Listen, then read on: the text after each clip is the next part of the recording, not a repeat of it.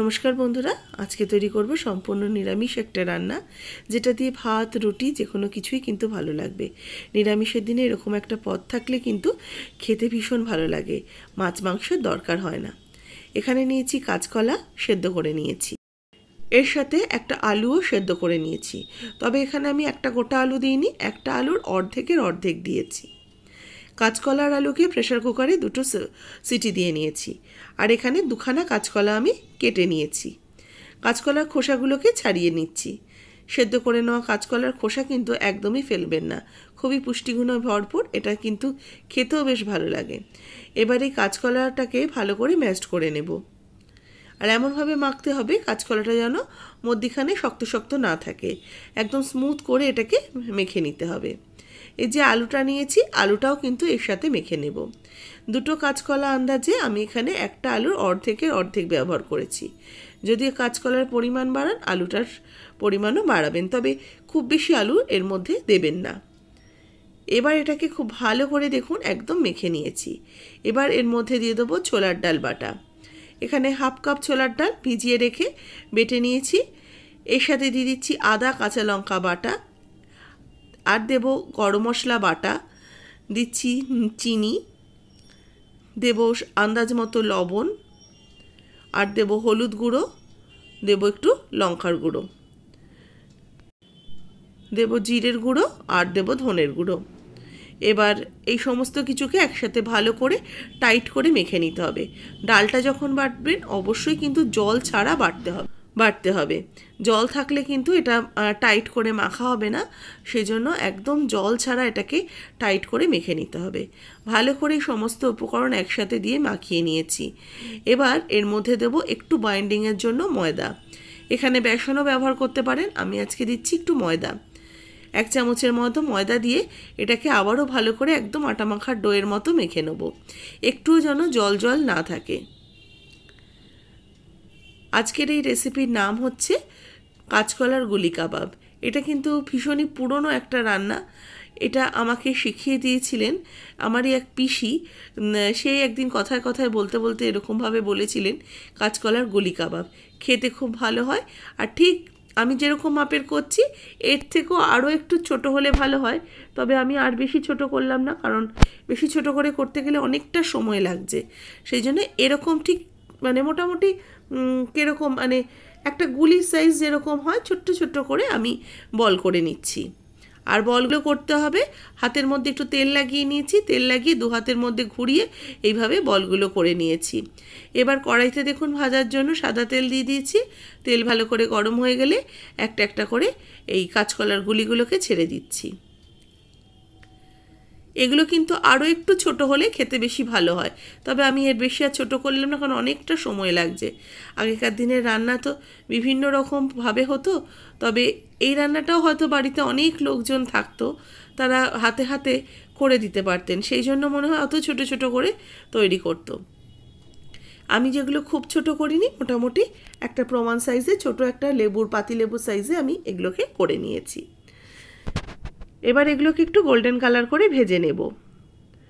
আঁচটাকে কম রেখে ভাজছি, কারণ একটু বাড়িয়ে রাখলে কিন্তু আঁচটা একদম পুড়ে যাবে, সেই জন্য আস্তে আস্তে ভাজছি যাতে ভেতরটা পর্যন্ত সুন্দরভাবে কুক হয়। অনেকটা তালফুলুরির মতো দেখতে লাগছে না?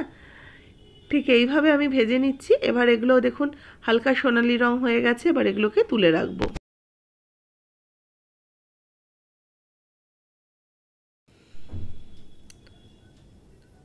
এগুলো তেল থেকে উঠিয়ে রাখলাম আর বাদবাকি পরের ব্যাচেরগুলো একই রকমভাবে ভাজতে দিয়েছি।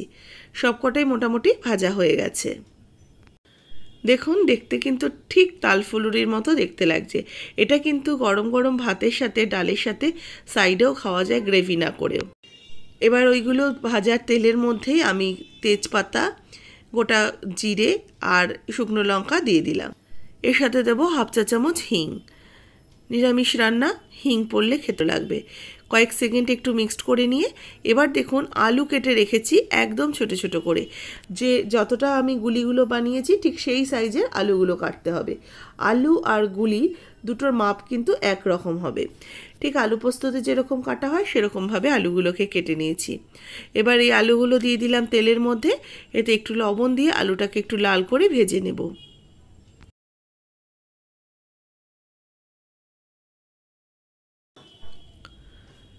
বেশ হালকা বাদামি রং আসতে শুরু করেছে আলুগুলোর। এবার এর মধ্যে আমি অ্যাড করে দেব টমেটো কুচি। এখানে একটা মিডিয়াম সাইজের টমেটো কেটে রেখেছি। টমেটো আর আলুটাকে ভালো করে মিক্সড করতে থাকবো। টমেটো এর সাথে কিন্তু বেশ নরম হয়ে যাবে। এবার দিয়ে দেবো আদা কাঁচা লঙ্কা বাটা 1 চা চামচ। আদা কাঁচা লঙ্কা বাটাটাকে একটু কষিয়ে নেব তেলের মধ্যে দিয়ে। আদা বাটা, হিং এগুলো একসাথে কিন্তু কষালে পরে খুব সুন্দর একটা গন্ধ বেরোতে শুরু করে। এবার 1 চা চামচ হলুদ গুঁড়ো, 1/2 চা চামচ জিরের গুঁড়ো, 1/2 চা চামচ ধনের গুঁড়ো আর 1/2 চা চামচ লাল লঙ্কার গুঁড়ো অ্যাড করলাম।